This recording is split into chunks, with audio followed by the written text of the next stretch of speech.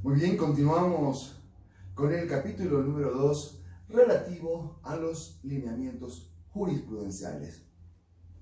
Como bien habíamos establecido a lo largo de los últimos años, más allá de la última década, se había interpretado no solamente por la concepción y la asimilación que habían realizado las autoridades jurisdiccionales de instancia o de apelación para las medidas cautelares, de cómo aplicarlas y cómo implementarlas, llegando a criterios de excesivo formalismo, un abuso de la burocratización e incumplimiento total de plazos, surge una nueva línea jurisprudencial a partir del Tribunal Constitucional Plurinacional, que es precisamente la que comentábamos en el anterior capítulo, que es la Sentencia Constitucional 276/2018, a la cual le vamos a dedicar precisamente todo este capítulo, ello con la finalidad de comprender las bases argumentativas, interpretativas y los alcances de la Ley 1173 en cuanto a las modificaciones y las nuevas incorporaciones realizadas en el ámbito de las medidas cautelares de carácter personal. Esta línea constitucional fundamenta sus determinaciones esencialmente en 5 aspectos: las condiciones de validez para restringir el derecho a la libertad personal, las condiciones de validez en cuanto al principio de la legalidad, la carga argumentativa, la carga valorativa, por otra parte la necesidad de la fundamentación y la motivación de las resoluciones, la prohibición de fundar las medidas cautelares en meras suposiciones, y finalmente hace un análisis detallado de cada uno de estos elementos en la práctica en concreto, como a continuación analizaremos. Cuando hacemos referencia a las condiciones de validez para la restricción del derecho a la libertad física o la libertad personal, no solamente nos referimos al soporte constitucional que existe para darle validez, credibilidad y legalidad a una restricción temporal, provisional, proporcional, pero sobre todo razonable de la restricción y la limitación al derecho a la libertad física. Y en este sentido, la sentencia constitucional 276 hace referencia precisamente a la base constitucional que existe en cuanto a los artículos 22 y 23, los cuales claramente establecen que únicamente podrá limitarse el derecho a la libertad física en los casos en los que la ley lo permita.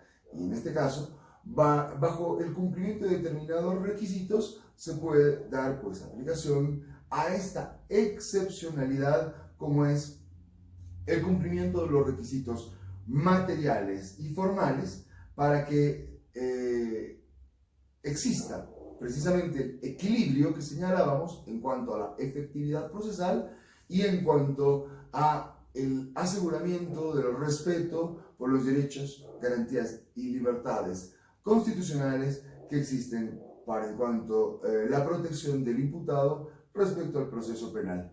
En este primer acápite no solamente nos hace referencia a los derechos constitucionales, sino también a las líneas jurisprudenciales adoptadas por la Corte Interamericana de Derechos Humanos, siendo una de las más importantes la opinión consultiva 686, en la cual precisamente podemos revisarla y establecer cuáles son los componentes por los cuales se puede limitar de forma legítima la libertad personal de una persona. Y concluye precisamente señalando que el carácter de la jurisdiccionalidad es una garantía para que el imputado no pueda ser detenido, recluido, preso, arbitraria o indebidamente. Y por ello, precisamente, el límite que la ley genera respecto a la restricción de la libertad personal o la libertad física es que sea una autoridad competente la que pueda determinar y resolver la situación jurídica de una persona sometida a una persecución penal.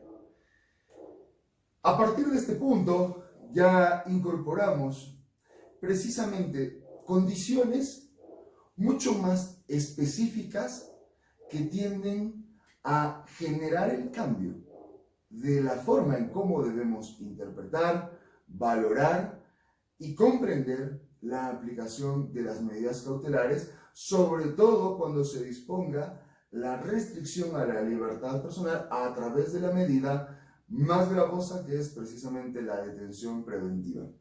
Y nos señala en este segundo acápite cuáles son los límites en cuanto a el principio de legalidad, la carga argumentativa y la carga probatoria.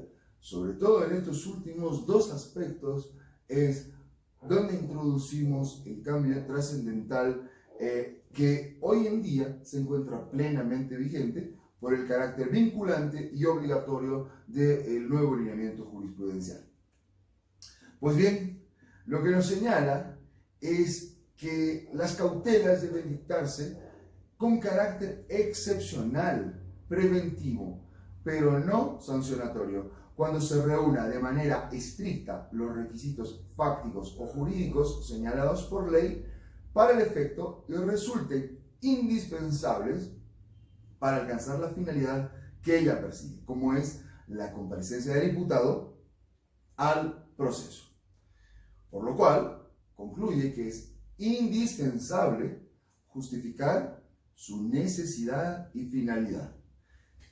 ¿Cómo debemos entender estos dos nuevos componentes, que si bien ya conocíamos el carácter de excepcionalidad, el carácter restrictivo, la temporalidad, la provisionalidad, la razonabilidad o los otros componentes que en cierta medida no fueron adecuadamente interpretados, hoy en día se incorporan estos dos nuevos componentes y se hacen parte de la estructura de las medidas cautelares de carácter personal. Establecer que las medidas cautelares no solamente cumplan los requisitos materiales y formales, se dé aplicación a los presupuestos necesarios para que se apliquen, sino también se justifique su necesidad, desde quien la solicita hasta quien la impone. Es decir, ¿cuál es la finalidad de restringir la libertad personal a una persona sometida a una persecución penal? Por la necesidad será de que se someta al proceso, de que se cumplan actos investigativos, pero ya no de manera genérica, sino de manera específica, individualizada y particularizada. ¿Qué actos investigativos? Inspección, pericia, la toma de declaraciones, la recepción de un testigo que vive en otra localidad, o el anticipo de una prueba, o el reconocimiento personal. Cualquiera sea el elemento que vaya a determinarse según las circunstancias de la investigación, del proceso, de la gravedad del delito, de la afectación al bien jurídicamente protegido, tendrá que establecerse la justificación y la finalidad de las medidas cautelares. Y cuando establecemos la finalidad, pues debemos vincular este concepto necesariamente con el de temporalidad. ¿Ello qué quiere decir? Que las medidas cautelares de ninguna manera pueden ser consideradas como medidas cautelares indeterminadas o como un anticipo de pena o que tengan un fin retributivo, sancionatorio, castigador o de venganza, mucho menos. Sino, si se dan cumplimiento a los actos investigativos y se ha establecido de una forma fehaciente, de una garantía coherente la presencia del imputado durante la tramitación del juicio, pues las medidas cautelares han cumplido sus fines. Y en este caso, sí, podemos limitar la aplicación arbitraria, abusiva o excesiva de las medidas cautelares y por su parte también podemos garantizar la continuación del proceso, la averiguación de la verdad y por ende la aplicación de la ley. Ahora nos señala que el primer requisito para la aplicación de una medida cautelar, como todos sabemos que es el criterio de probabilidad de autoría, debe responder a una existencia de evidencia física y material que genere un mínimo de credibilidad que le permita al juez inferir razonablemente que el imputado puede ser autor o partícipe de la conducta delictiva que se investiga, lo cual impide que la autoridad judicial funde su determinación en presunciones. Debemos establecer que cuando hablamos de probabilidad de autoría, a diferencia de cómo muchas veces el Ministerio Público de forma general ha interpretado, sostiene que deben existir elementos suficientes para simplemente acreditar la probabilidad de autoría. No estamos hablando de prueba material incontrastable que genere certeza, seguridad e irrefutabilidad. No, estamos hablando simplemente de probabilidad de autoría equivalente a elementos indiciarios de convicción, es decir, la sospecha fundada razonablemente.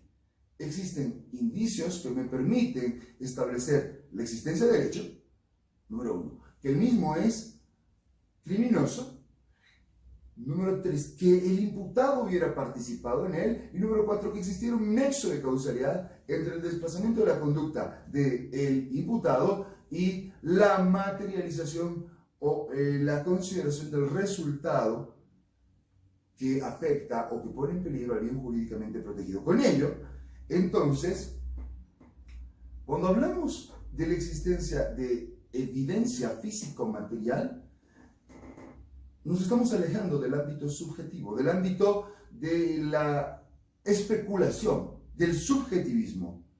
Ya no puedo presumir que el imputado, por más grave delito que se le atribuya, si no existe una prueba indiciaria mínimamente que me permita sospechar que él sería el autor del delito, partícipe del mismo, no puedo atribuirle una conducta criminosa sin contar con los elementos suficientes que me permitan generar esta atribución provisional. Por lo cual, naturalmente debe emerger de una valoración armónica e integral de los elementos del juicio. Una pericia no es un elemento determinativo, o una declaración, o un documento, o una afirmación. Debe existir una interpretación congruente de todos los elementos que forman parte de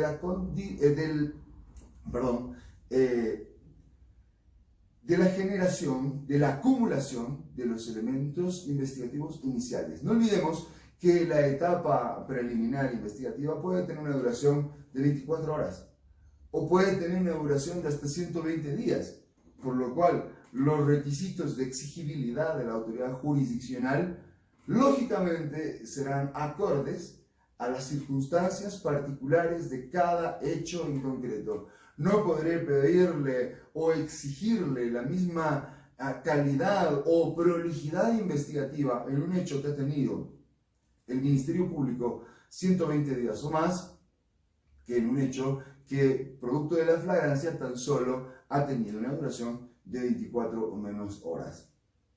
Ahora bien, otro de los componentes estructurales que transversaliza la forma no solamente de solicitar, sino también de aplicar las medidas cautelares, es que el acusador o la víctima deben demostrar la concurrencia de los elementos que hacen a los requisitos o presupuestos procesales para la aplicación de medidas cautelares. ¿Ello qué quiere decir?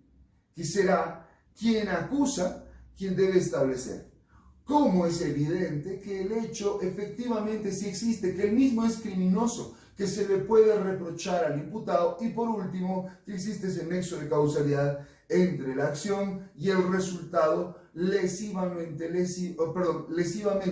atentatorio al bien jurídicamente protegido. Por ello nos señala, el riesgo procesal debe estar acreditado por la parte acusadora, pues no puede presumirse ni tampoco considerarse en abstracto con la mera cita de la disposición legal. Por lo cual, a ello señala, el acusador debe llevar a la audiencia la información que permita sostener que el imputado o no tiene domicilio fijo y luego de argumentar cómo se deriva de ese extremo la existencia del peligro de fuga. No basta señalar que no tiene domicilio, y esto es uno de los componentes más importantes. Es necesario justificar cómo esa circunstancia implica el peligro de fuga. Es precisamente los dos componentes que señalábamos con anterioridad, los criterios de necesidad y finalidad.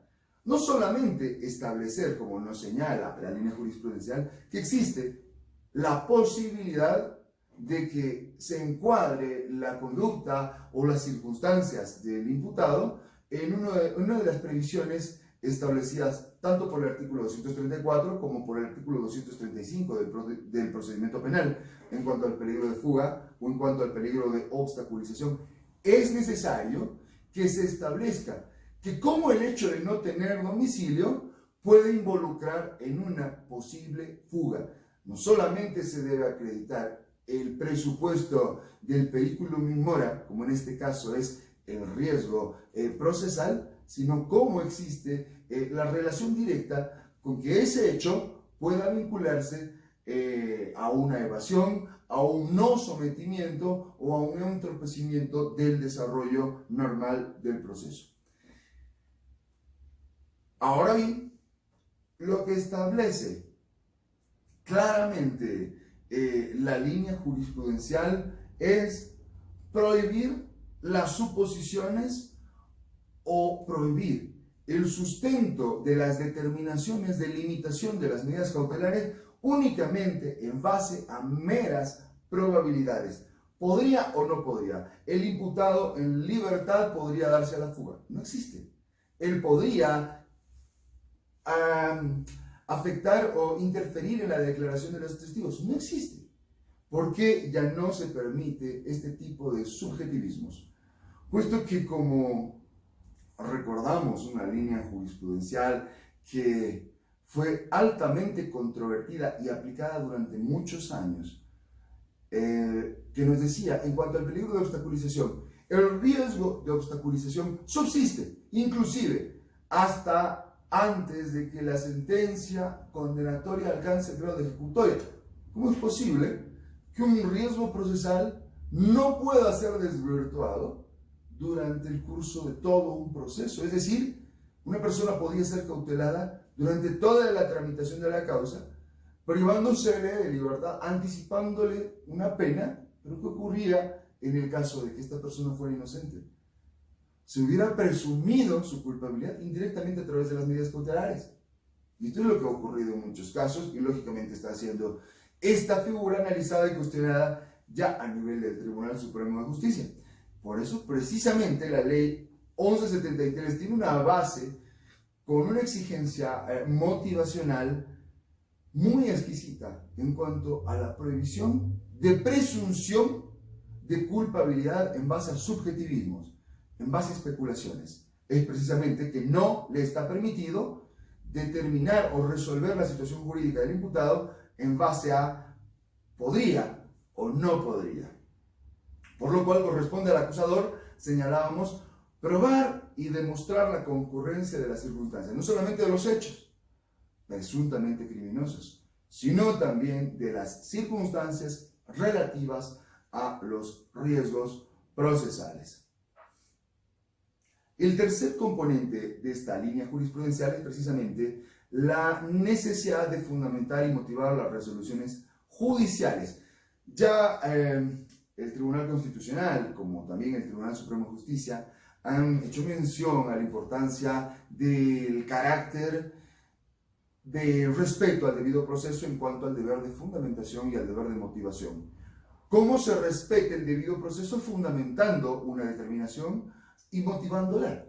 Pues se le respeta haciéndole conocer al imputado las circunstancias claramente establecidas por las cuales, por una parte, se presume que existen circunstancias acreditadas por prueba indiciaria que permiten sostener de forma razonable su participación en un hecho probablemente delictivo. Aún se respeta su presunción de inocencia, pero el imputado debe conocer con claridad y a ciencia cierta por qué estos elementos y de qué forma estos componentes pueden tener algún tipo de vinculación con su responsabilidad penal. Y es por ello que se fortalece y se ratifica la necesidad de que la detención debe ajustarse a condiciones necesarias para su aplicación, indicios razonables que vinculen al acusado, fines legítimos, aplicación excepcional, criterios de necesidad, razonabilidad y proporcionalidad.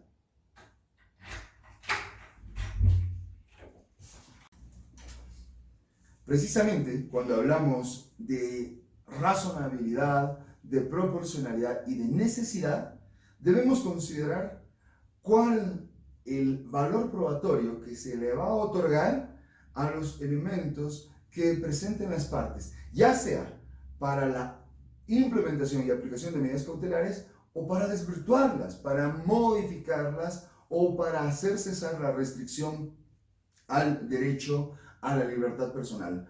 Por ello, lo que señala claramente esta línea jurisprudencial, ratificando lo que establecía la sentencia constitucional 89/2010, es que la valoración debe ser integral, sistemática y adecuada a las circunstancias del hecho en concreto. El cuarto punto respecto a la prohibición de fundar la detención preventiva en meras suposiciones es precisamente el resultado y el corolario del abuso del derecho que ha existido, sobre todo en cuanto a la aplicación desmedida de una detención preventiva, considerándola como una medida que debía ser aplicada con un criterio matemático. Se cumplía el requisito de probabilidad de autoría, se cumplía el requisito de existencia de riesgos procesales, pues el resultado era la detención preventiva, sin considerar cuál era la finalidad de la misma, la utilidad, puesto que, lógicamente, el criterio de excepcionalidad fue desconocido y desimplementado en la práctica durante mucho tiempo. Precisamente al respecto señala, la detención preventiva debe ser el resultado no solamente de una debida fundamentación y motivación, por lo cual impide que la autoridad jurisdiccional funde su determinación en meras presunciones. No se puede especular respecto a la participación, respecto al peligro de fuga y tampoco respecto al peligro de obstaculización. Por lo cual, ¿qué es lo que específicamente señala como no permitido dentro de la fundamentación? Y nos pone como ejemplo, el imputado en libertad podría asumir una determinada conducta, podría del peligro de fuga y obstaculización. Tal argumento, nos señala la línea jurisprudencial, no satisface la exigencia de una debida motivación, por cuanto el juzgador debe asumir absoluta comisión para establecer la concurrencia o no de un determinado riesgo procesal. Es decir, corresponde a la autoridad judicial definir o no la existencia de los riesgos procesales. Ya no puede presumirse, como les decía, el imputado durante la etapa investigativa no ha acreditado ante el Ministerio Público el presentar documentos que acrediten su domicilio, su trabajo o su familia, por lo cual se presume que no cuenta con estos tres elementos. El imputado en el curso de la investigación podría interferir en la investigación, pues falta que declaren testigos, falta que se realicen inspecciones, falta que se realicen pericias. Un momento. Hasta ahí y hasta acá se pone un freno, porque ya no solamente podemos permitir una solicitud que no cuente con una fundamentación razonable, por lo cual tampoco podría aplicarse o basarse una detención preventiva o una limitación a derechos personales cuando existen presunciones, subjetivismos o meras especulaciones que hacen sostenible y se convierten en el pilar de una restricción de derechos. Por ende, ello vulnera el debido al proceso, ello vulnera el deber de fundamentación y haría viable inclusive una acción tutelar. El quinto y último punto de la línea jurisprudencial analizada, la sentencia constitucional 276/2018, S2 de 25 de junio, al realizar el análisis y la materialización de los componentes antes descritos, nos deja claramente algunos componentes los cuales debemos revisarlos por su trascendencia en cuanto a la forma como se deben aplicar las medidas cautelares. Y nos dice, en cuanto a la probabilidad de autoría, exige que el hecho esté definido o delimitado. Con ello se quiere decir que se requiere certeza sobre su concurrencia o participación del imputado. Se trata del hecho que es objeto del proceso y sobre el cual se discute la medida cautelar. Ahora, cuando nos habla de certeza, no está hablando de seguridad en cuanto a los elementos que sostienen y los mismos serían irrefutables, serían indiscutibles. Nos habla de probabilidad de autoría, pero con elementos de certeza, es decir, elementos objetivos que permitan determinar y sospechar que el imputado es probablemente autor del hecho delictivo o al menos partícipe. Y nos da la siguiente fórmula. Debe dar respuesta a las siguientes interrogantes. ¿Qué hizo? ¿Quién lo hizo? ¿Cuándo lo hizo? ¿Dónde lo hizo? ¿Y cómo lo hizo?